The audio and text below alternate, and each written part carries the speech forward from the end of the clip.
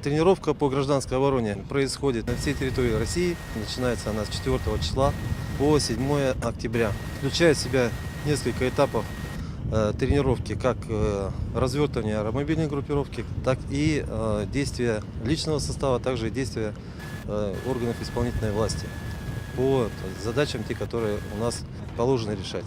В этой тренировке на данном участке у нас задействованы силы и средства территориальной подсистемы РСЧС, то есть это и средства силы МЧС России, субъекта, федеральные службы, Роспотребнадзор, медицина катастроф, Якутсклесресурс, лесоохрана. В течение тренировки у нас запланировано несколько мероприятий. Это, в частности, тушение лесного пожара по условным данным и развертывание сил аэромобильной группировки Главного управления с подключением всех задействованных при этом сил и средств территориальной подсистемы.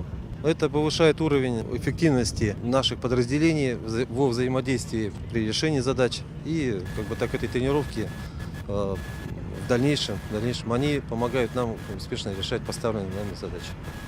Здесь у нас развернута аэромобильная группировка Главного управления в количестве 100 человек единиц личного состава. Также задействованы силы территориальной подсистемы. Это сотрудники полиции, медицины катастроф, авиалесохраны, сотрудники ГАИ, служба спасения, региональное подразделение Дальневосточного поисково-спасательного отряда, также подразделение ГИМС, которое у нас по плану привлечения сил и средств задействованы в аэромобильной группировке. Силы и средства задействованы службы скорой помощи, центры медицины катастроф, врачебно-медицинские бригады, врачебные бригады. У нас оказание первой медицинской помощи на месте и эвакуация пострадавших из Республиканской больницы.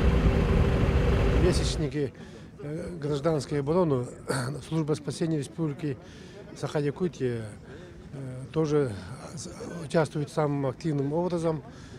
Начальником службы был утвержден план месячника гражданской обороны. И на сегодняшнем мероприятии мы участвуем 5 единицами техники и 16 спасателями. И все силы и средства наши готовы к реагированию. 2 вездехода, квадроцикл и экипаж ХАРЛ. Это радиохимическая лаборатория. ХАРЛ это у нас уже работает 4-й год.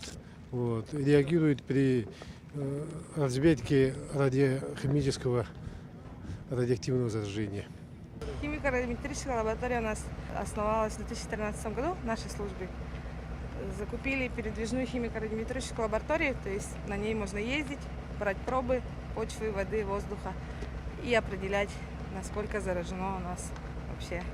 Выезжаем на чрезвычайные ситуации. У нас есть химик, получается, радиацией, кто занимается, химией и биологией.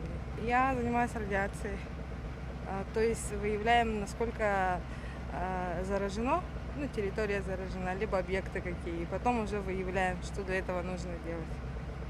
Мы только на разведку идем.